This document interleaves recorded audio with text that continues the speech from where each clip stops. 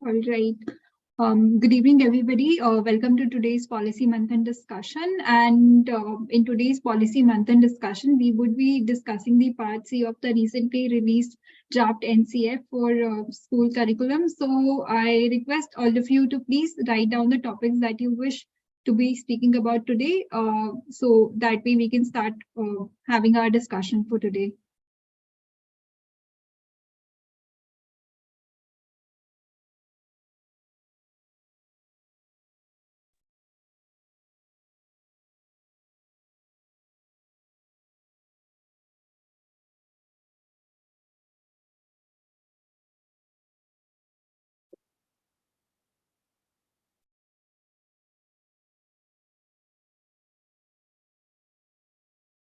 All right. In the meanwhile, just to give you some context, why are we having the discussion on the draft NCF as it was recently released, and you must have all gone through the document.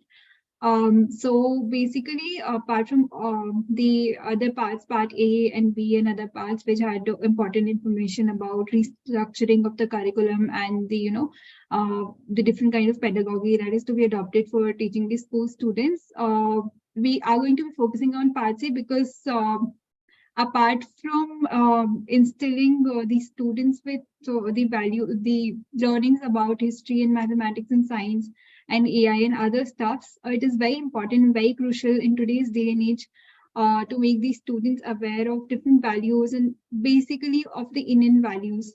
So that is why we are going to be talking about the values and ethics part more so in today's policy management discussion. So I request all of you to please write down the topic that you wish to be talking about in the chat box so that we can begin with our discussion as early as we can. And that would be really beneficial to all of us.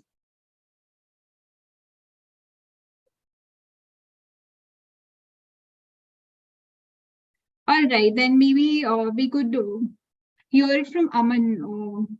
Aman's thought on this topic. So yes, Aman, please go forward. Yeah, okay. So hi. So I'll be talking about the chapter 2 of part C of the NCF, that is inclusion. So now Right. there was both positive and negative takeaways, but I'll first focus on the positive takeaways. So that through the national education policy, the government has commendably focused on formulating a classroom environment which not only the curriculum, but also pedagogical approach that is being made more tolerant and inclusive. So they're focused on making the curriculum more inclusive with incorporation of diverse cultures, histories, and realities, to be more precise. Now, this can also be seen, this can also see as a, sorry, they're also creating a more inclusive infrastructure that caters to the needs of CWSN students that make the campus more accessible for them. So they're also creating an environment that is embraceful for all identities, be it ethnic, be it racial, sexual, or caste. So these all things they were quite commendable that are going to go a long way. But I also observed a lot of loopholes between what the government intends to do and what this framework actually entails. Now, in page number 503, in the last line, it says that it talks about that creating an inclusive environment among peers, irrespective of any difference.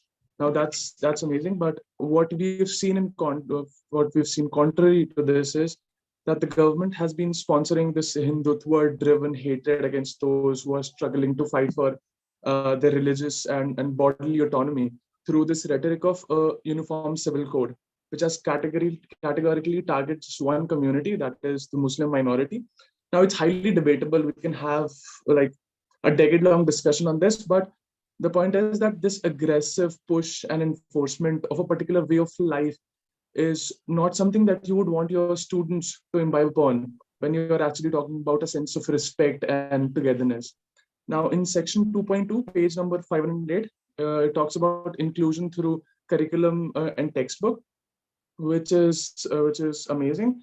But we still don't talk about because we still don't talk about women's participation in independence movement and Northeastern history and so on. But the most important aspect of inclusion for me is tolerance, right? From us being more tolerant to the administration being so too. So now it's about embracing free speech and dissent. But in recent times, what we've seen is that the government have recently deleted certain sections from the NCRT books, from Gujarat riots to Crisis of Democracy and Rise of Popular Movement, which actually goes against what has been laid down in this framework. So if you do these kind of things and you take away the dissent portion, the values of dissent from students, then you can't possibly imagine creating an inclusive environment. So now finally in section 2.3, it talks about an inclusive pedagogy and teaching methods. But again, if you look at how teachers are trained and recruited and deployed, we'll see that it reflects a shoddy implementation of national education policy.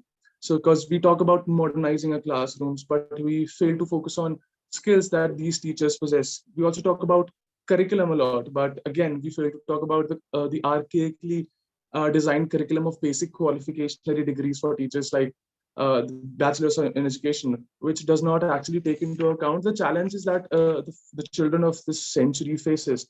So these were the few loopholes that unless we address these, the national curriculum framework won't be too effective in actuality. Yeah, that's all. Thank you. Right. Thank you so much, Amin, for critically analyzing the inclusive section of the NCF. Yes, as you rightly pointed out, that there has been, people are being harassed for like free speech, and there's like people are doubting over the aspect of fundamental rights, fundamental right, which basically talks about the freedom to speech and expression, and a particular narrative has been going on. So all these needs to be taken into consideration for NCF to be properly implemented, because not just one narrative can be taught to students. So the children need to be aware of different narratives, and they should have the freedom to choose and decide what they want to side by. So moving forward, maybe we will hear it from Srilakshmi. Srilakshmi is going to be talking about analyzing the curriculum in the field of social sciences. So yes, Srilakshmi, please go ahead. Yeah, actually I'm having like a bad internet connection. Like, can you let me Sorry, Srilakshmi, not audible clearly. Yeah, am I audible now? It's very feeble. I'm having like a slight network issue, but if I'm through and through audible, I'll speak. Maybe could you please try and reconnect yourself? So yeah, sure. Maybe we could hear it from you later on. Yeah. All right. So moving forward, we will hear it from Avni. Avni is going to be talking about choice and subjects proposed under NCF. So yes, Avni, please go ahead. All right. So as we know, the current system for subjects is that in 10th grade, students study 5 to 6 subjects and then write board examinations for that. And then when they're moving on to either grade 11 to 12, they choose one of 3 streams. That's commerce, arts, and sciences. And it's sort of a fixed choice. You can't often have interdisciplinary learning within that. You can't choose subjects like history if you're also APCM students, which is often restrictive for school students. The way NCF wants to change that is to change it into 8 core curriculums. So that is humanities, mathematics and computing, vocational education, physical education, art, social science, science, and interdisciplinary areas, and have all students study 2 central courses within these for their 10th grade examinations, which I think offers a more broader in-depth of each of these than the current system, and then be able to make a more informed choice for subjects. So in 12th, you will then be able to choose subjects within these areas, and overall you'll be taking 16 subjects, and those have to be from at least 3 different streams. I think the crucial part of the 3 different streams thing is because you have to choose from 3 different areas, it also allows students to not restrict themselves because of narratives that exist in society. If a focus on taking science more than other subjects. Because if we were to do a choice system right now, I think a problem we would rather face is the same system sort of perpetuating, even though choice is available in theory, which is why making it compulsory to explore different subjects is really good, because then students can know what they actually love best. And I think we can move forward with a narrative change as well.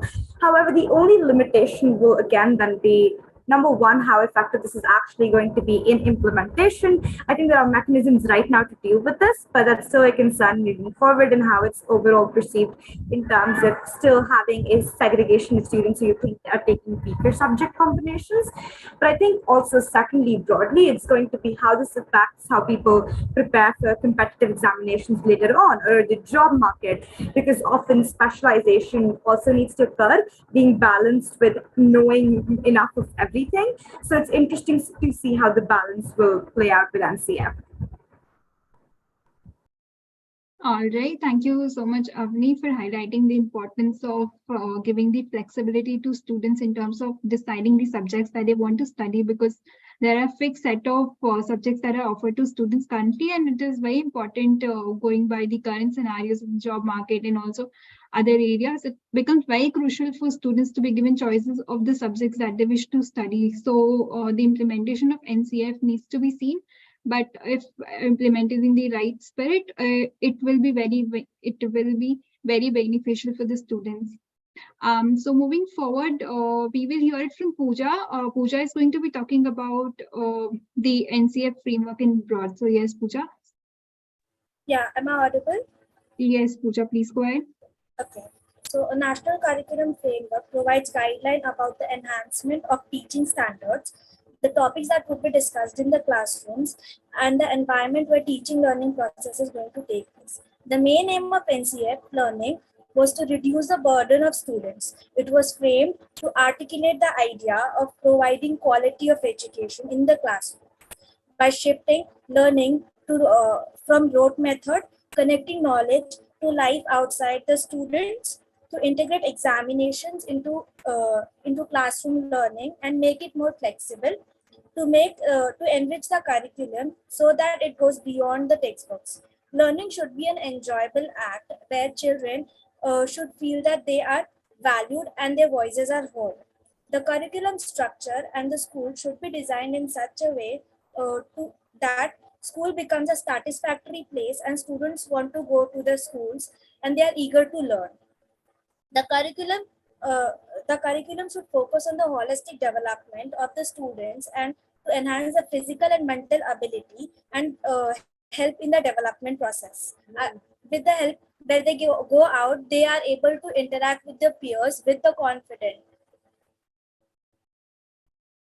The foundation should be led in a strong and firm. Primary and upper primary and middle school should provide the space of children to explore and develop their rational thinking and critical thinking, that they are able to imbibe them sufficient knowledge of the concept, learning, language, knowledge, investigation, and reasons and validation procedure. Overall, I would like to conclude by stating that all this sounds really good on the paper.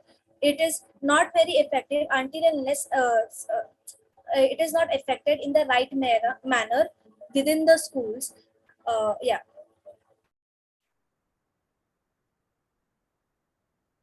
Thank you so much, Pooja, for walking us through the broad framework of the NCF. And I suppose most of us have gotten a broader idea of what NCF actually is. And now moving forward, we will hear from Rutuja. Rutuja is going to be talking about the fivefold principles in the NCF. So yes, Rutuja, please go ahead. Yeah, so today I won't be able to switch on my camera due to some network issue. I apologize for that. Yeah, And sure. No problem. yeah, so fivefold principles in NCF. So various research have stated that ensuring free, accessible, high quality, and early childhood care and education is a great investment which one can make. And it also states that brain development in the first 8 years of the children are very crucial. And therefore, NCF favors developing an interactive curriculum for children at various levels using various techniques. So as we know that developing values is very crucial part of education process, and it is important to understand that children's development of values. It is important to understand a children's development of values, just as it is important to understand how much a maths and languages a child has learned. And therefore, inclusion of values and moral is an important part of this document. So, for the value-based education, six paramanas are stated, and for the moral development, Pancha Panchakosha Vikas has been developed. So today I'll be talking about the moral development to these fivefold principles, that is Panchakosha Vikas. So basically this Panchakosha Vikas is an ancient Indian text which has its relevance of body-mind connection in the in the human experience, where the NCF draft suggests including moral principle in children's through the balanced diet, like by traditional activities, yoga, asana, and various activities like song, poetry, prayers, etc. Um, so this necessary five aspect of education according to this fivefold are: first is physical. So under this physical education program, various programs like parade, shooting, riding, swimming, yoga, and various modern as well as traditional sports are included, which would help in building various qualities like courage, strength, positive attitude, and many more.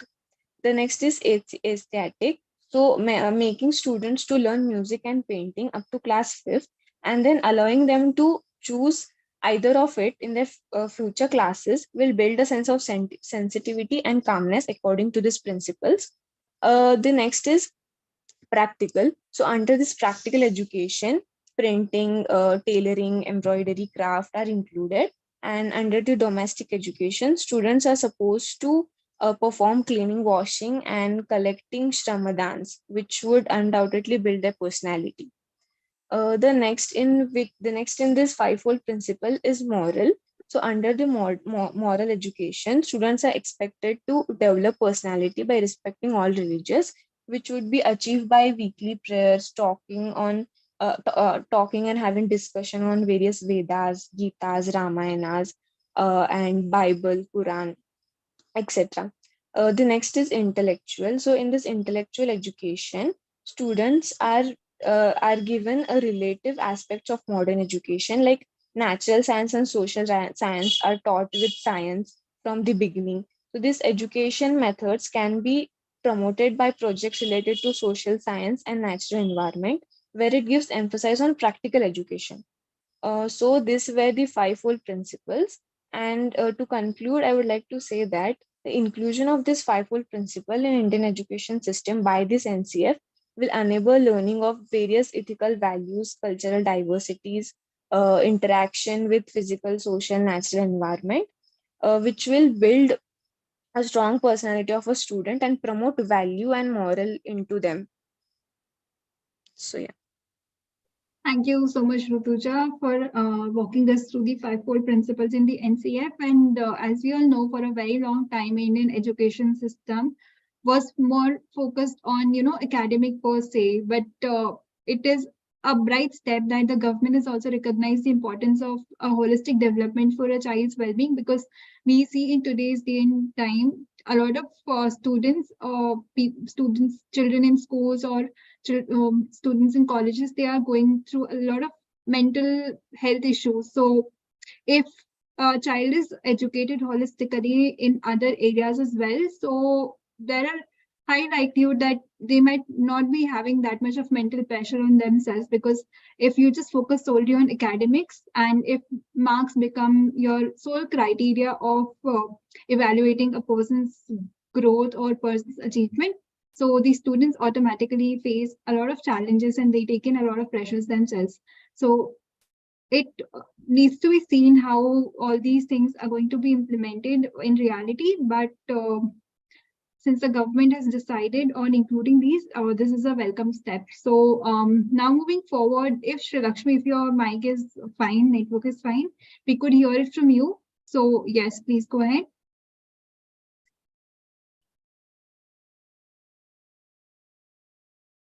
Sri Lakshmi, I hope I'm audible to you. I'm sorry if there was a background disturbance. So yeah, I hope I'm perfectly audible now. Maybe you could switch off your camera and then try speaking because it's not very clear. Like your bandwidth is really low. Okay. Yeah, so I'll be speaking about the part B of the NCF. That's like I'll be majorly focusing on analyzing the curriculum in the field of social sciences. So, So Lakshmi, like, so sorry to interrupt you again, but you're not clearly audible. Maybe could you please try and speak a little louder? yeah, am I audible now? Yeah, now it's fine. Yeah, so what I was saying that I'll be majorly analyzing the curriculum in the field of social sciences. So to speak, like one thing that we see across the NCF plan is the idea of interdisciplinary thinking in social sciences. That is mainly concerned about the fact that how the rigid categorization of different subjects in social sciences should be brought together through interdisciplinary learning.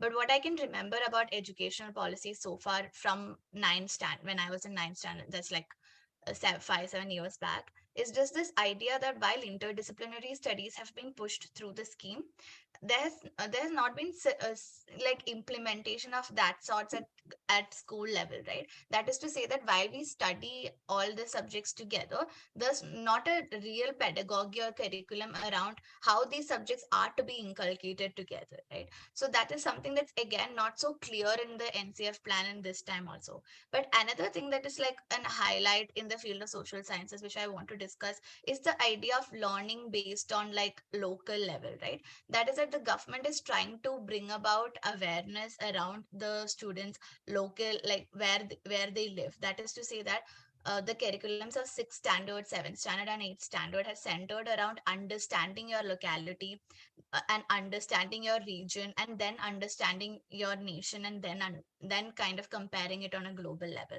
So this type of a fourfold nature of understanding all subjects in social sciences, be it history, geography, economics, political science, or whatever I'm missing out, has kind of brought in like a newer perspective. But while like this is promoted in schools, a lot has to be done on the like on policy, like implementation on the sorts of like how these children would be trained, or what sort of activities would be conducted to understand supposedly a local district or like a village parishad. Like how will that sort of a learning happen?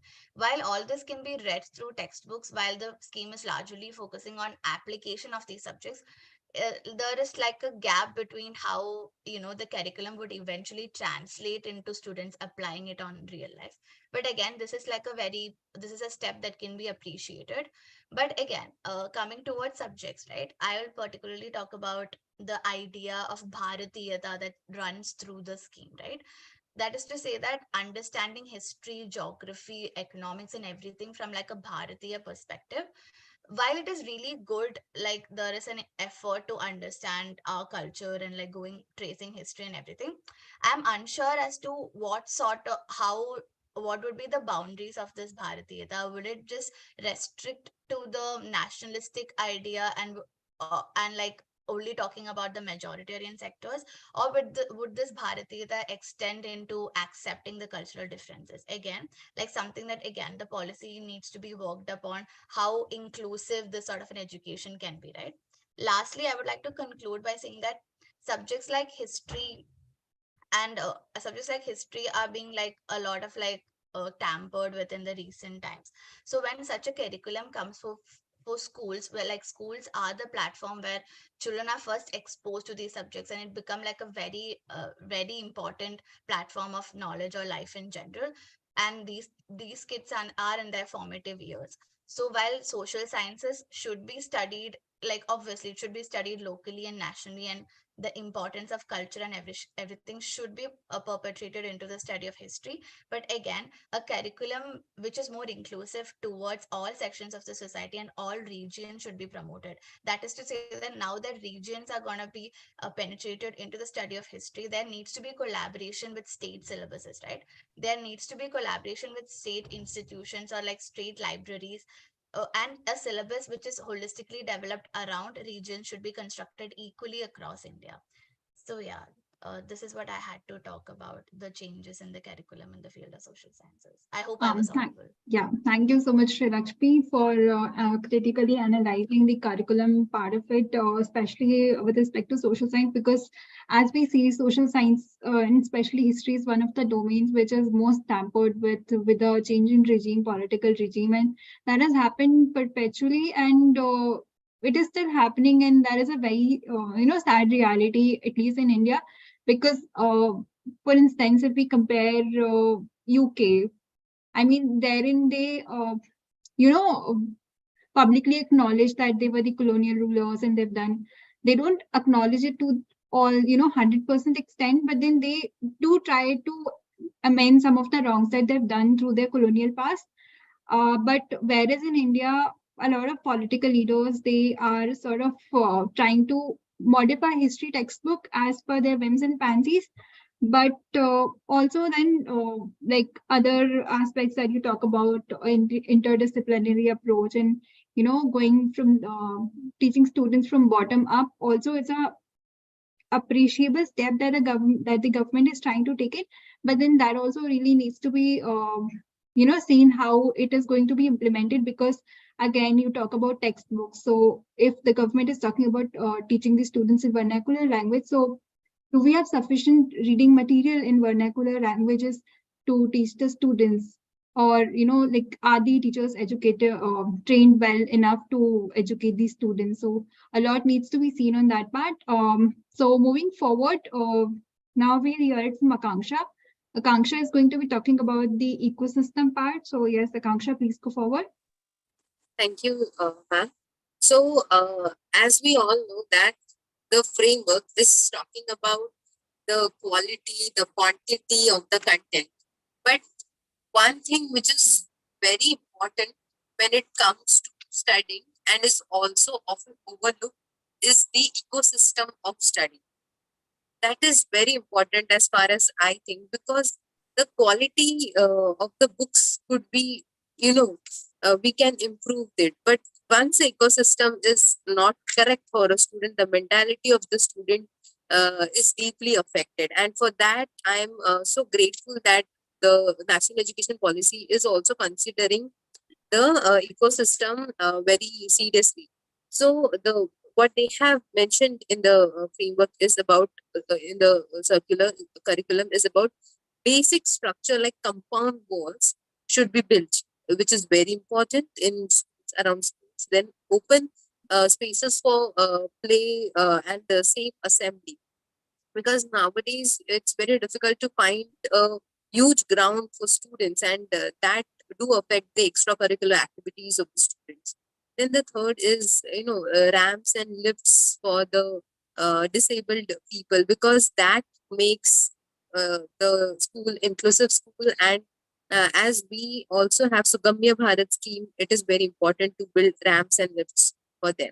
The libraries, which in budget also we have seen the mention of libraries also, that physical libraries are going to be built. So they are in line, they are going in line with that.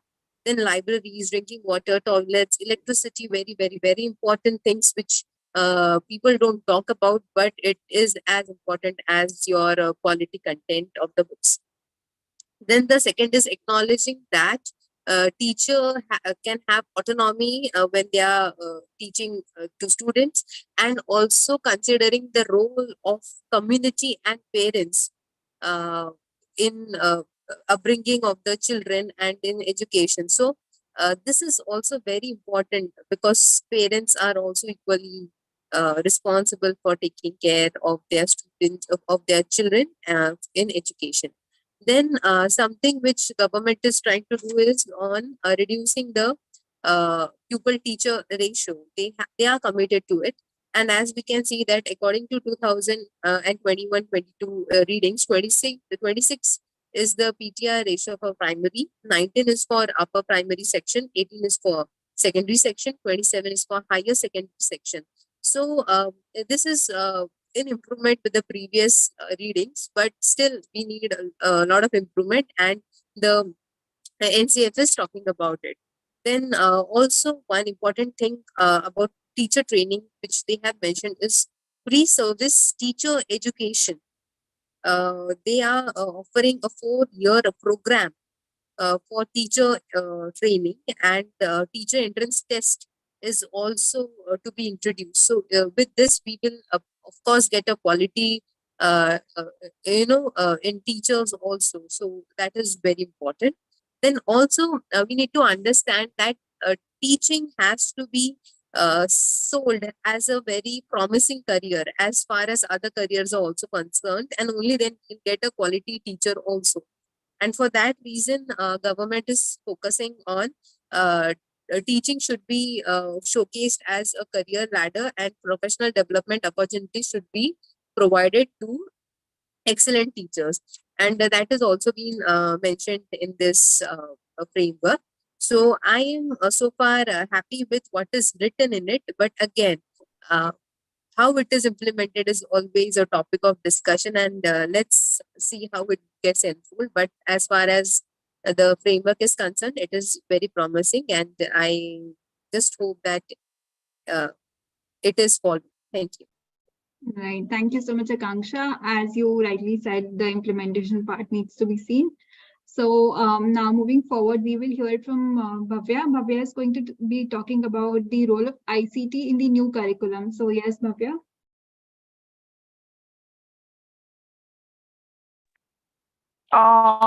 Sorry guys if I falter in between. The weather in Pune has been, a little all over the place. I've been feeling a little under the weather, but I won't be speaking for long. I just wanted to point out a few things. Like role of ICT in, like, obviously the new curriculum and in education. And I would like to start out by saying that technology is not something that is a threat, but it has always been an aid, and it is our responsibility, and it is how we approach it.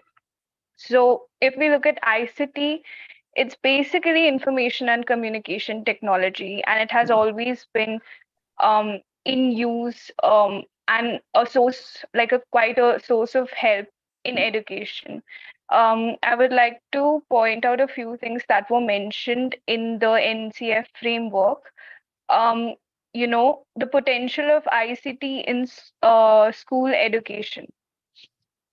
Now, the thing is that education has always been, traditionally understood as like a teacher, like a classroom, like a student and a teacher direct communication.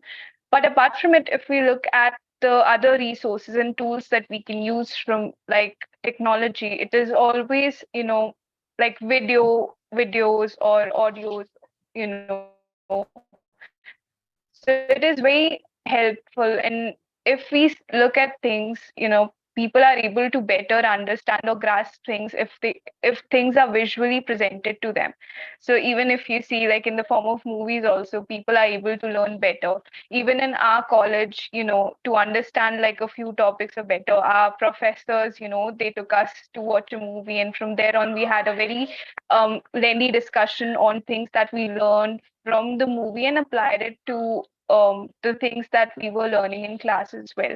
So there is that thing that you direct, it's not just something that you're learning, but you're able to pick up some things from real life, or things around you that you're seeing, and you're able to apply it in your education. So I think that ICT helps in that as well. And like the biggest example of how ICT was literally the biggest help was during COVID. Like while the world was physically, we were at a halt, but still education in like all around the world, in universities, schools, colleges, and even like in uh, for work in companies and all. Like even right now, what we are using ICT as a tool for like communication, for more learning, and all of that. So for it has advantages for the students as well. They are encouraged to access and engage with relevant digital materials. For people who are not able to, buy books, they can, easily access the online PDFs or other materials that are freely available or if not, but they are available at a cheaper price as well. They can be used for additional practice and self-assessments. There are a lot of resources online published. So you can definitely, the students can check out those resources and they can use it for their own betterment as well. And for teachers, it helps to create like a sort of like a curriculum that would help them and the students, to present things in a way in which the students are able to understand and which are able to grasp better. So, for example, they can use like different videos, or they can even make their own videos that are, there online, and they can use these examples or real life. So, for example, if it's a science experiment or something, they can use videos online, or videos or resources from everywhere, so that they can create a more broader perspective, and the students are able to understand it not only on a level of like a written material, but visually and on a more broader level. Thank you. Thank you so much, Bhavya, for highlighting the role of ICT in the new curriculum. And now moving forward, we will hear it from Divya. Divya is going to be talking about the vocational education part. So yes, Divya, please go forward. Hello everyone. I would be speaking about the vocational education. Basically, I would be speaking about its aim and its uses, its possibility that it could create for the future, future young students. It can create the possibilities. I would be talking about that. So basically, vocational education prepares students for different kinds of work. So basically, if we see in present scenario, our education system makes the student bookworms. If we see, the student just go and attend school, they have 4 to 5 subjects, they study the subjects, and after that they give the exams, and it's over. So basically, they do not get any kind of hands-on experience, which could enable them to be prepared for a job opportunity. So vocational education is going to provide knowledge, capacities, and skills and values through independent subjects or integrated within other subjects. So it is basically going to provide some essential skills which are going to help students in their future. In general, if we say, vocational education basically allows the students to get hands-on experience or practical knowledge of the work. After this, students may choose to pursue higher education or whatever training or anything they wish to do in their future. In the foundational, and if we talk about the stages of the vocational education in the school as it is there in the NCF. So in the foundational, or we can say preparatory stage, multiple capacities, or we can say pre-vocational capacities will be developed in students through play and other activities, which is a kind of, we can say, it will help in the holistic development of the children. In the middle stage, exposure to wide range of work will be given to students. This will equip them to achieve skills in a vocation of their choice, and this will help them to progress into gainful employment. And if we talk about the aims of the vocational education, its aim, as already I said, is to provide students with the hands-on experience, to deal with the practical things related to daily life, and for economic participation. It would enable the students to take up different kinds of work. Besides this, some exposure to practical vocational style training is always fun for young students, if we say, because they are exposed to different kinds of work areas, different kinds of work. They also learn that every work has equal dignity, and also they get exposure of different kinds of work. Because if we see, the students will pursue only in the field they work, they get the knowledge about that. But what about the other fields? They do not have any basic knowledge about that. So vocational education will help them to at least have a basic knowledge of the other fields besides the field in which they are going. And also it will help it will make it easy for the students to work in the future. And so to conclude, finally, I would like to conclude by saying that providing vocational education in schools will be very helpful for the young students, as it makes them aware about the variety of opportunities available to them, and also provides the nation with a skilled manpower, which is very much needed at this time. Besides making the students a bookworm, the vocational education would help in their holistic development, or we can say multi-dimensional personality development, which is much needed. Besides getting the knowledge of one field, it helps them to get the basic knowledge of each field. It would give them a prior experience of being in a work field, and to learn various skills such as cooperation, teamwork, professionalism, which is much required when they would be picking up job in the future. So, in my opinion, providing vocational educations in the school will be very helpful for the for our generation. So, thank you. All right. Thank you so much, Divya, for walking us in detail about the benefits of the vocational education for students. Now, moving forward, we will hear it from Archa. Archa is going to be talking about the NCF and mental health, especially. So, yes, Archa, please go ahead. And in the meanwhile, I would request everybody else to please switch on their cameras. Yes, Archa, please go ahead. Yes, so we all know that the National Curriculum Framework is a basic, it's a roadmap for syllabuses, creating textbooks and for teaching practices. And I'm going to specifically talk about chapter 4, which is about guidance and counseling in schools. So as a fact, we know that mental disorders have been affecting not just adolescents, but not just adults, but 1 in 5 adolescents has been facing some kind of a mental health issue every year. And so chapter 4 mainly talks about how there is a need for guidance and counseling in order to specifically address the issues of children and students in school. So we know that academic performance and mental health of a child are linked with each other. Like a mental health issue can negatively influence the performance of a student.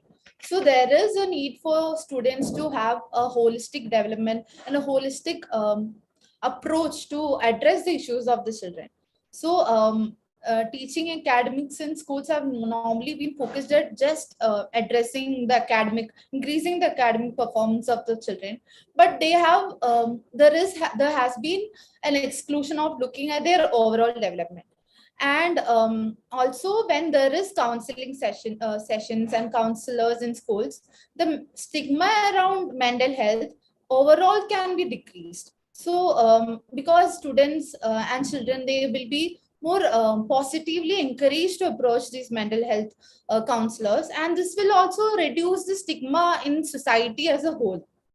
And the chapter on the counselors and guidance, it specifically shows the importance of teachers, administrators, and parents to look into the mental health of the children, and they should all work together to address the specific needs of the children.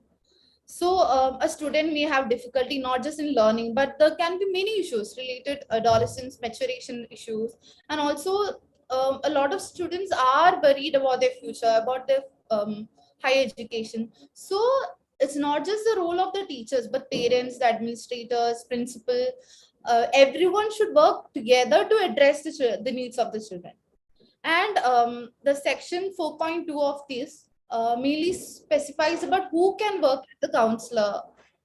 Who can work as a counselor or a guidance. So it's not just yes, there is a need for teachers and administrators to work, but we somehow often forget that the importance of a trained professional or a counselor.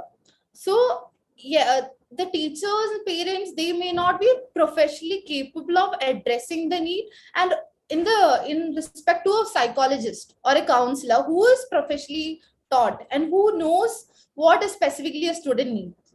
And professional psychologists, and if we look at ground reality about schools in India, how often do you see a counselor who has the professional academic background and who is trained? That is very rare. And if you look at data also, a recent study by Miman shows that a 2019 study shows that only 22% of schools in India has a counselor or a psychologist.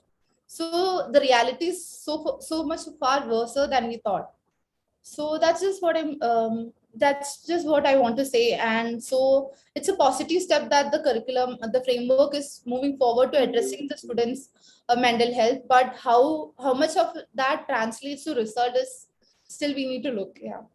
Thank you. Right. Thank you so much, Arsha, for talking about the mental health part of the thing, because mental health is surely becoming a thing. And if schools and teachers start talking about mental health issues openly, so that way students also become aware of what are the issues and challenges that they're going through, because most of the time it becomes difficult for students to understand what they are also going through. So moving forward, maybe we will hear it from like somebody who has not spoken. So maybe Divyesh, if you would want to contribute something, so we could hear it from you. Sorry, ma'am, I couldn't prepare anything to speak today. I'm really sorry. All right. And in that case, maybe we could hear it from Mansi.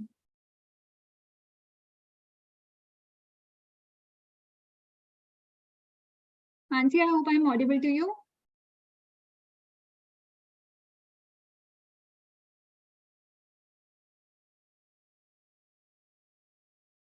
All right. Maybe then we could hear it from Bharat, if I'm audible to you.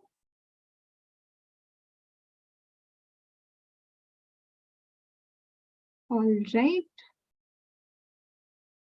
Who else is remaining? Rishita, do you wish to contribute?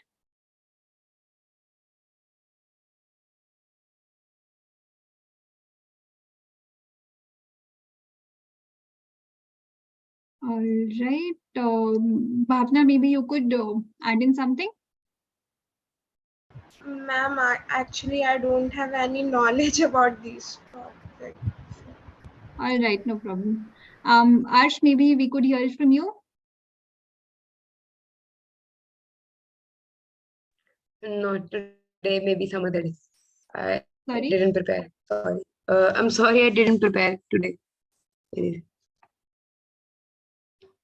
All right.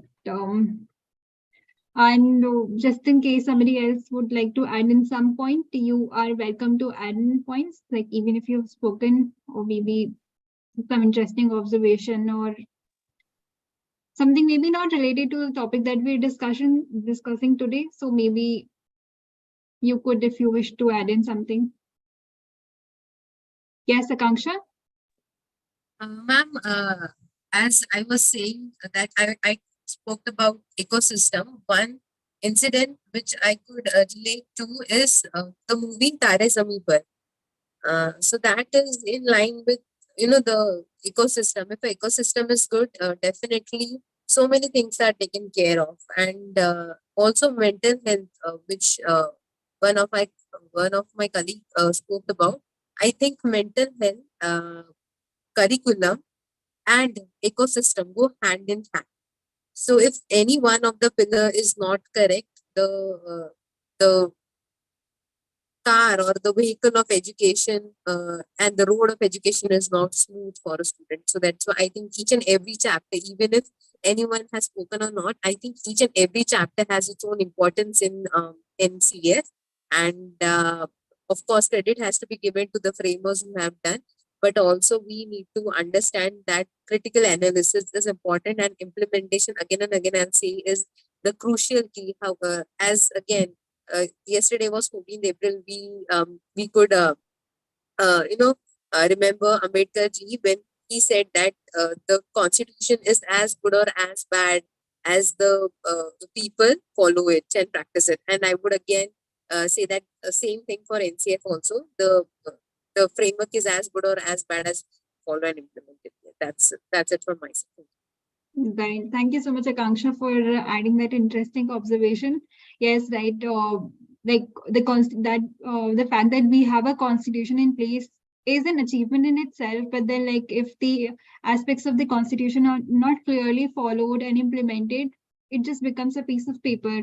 So that way, NCF, also the implementation of NCF really needs to be seen, because a lot of the government policies, they are very good on paper, but when it comes to implementation, they lack so many things. So the implementation really becomes important. Anybody else would like to add in something? You could just add in some interesting observation or something else that you wish to share with everybody.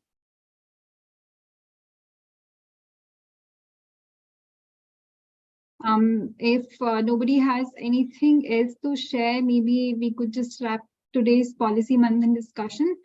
Thank you everybody for participating in today's Policy Manthan discussion. It was a really nice and fruitful discussion that we had. And thank you for all our speakers for speaking out and participating in this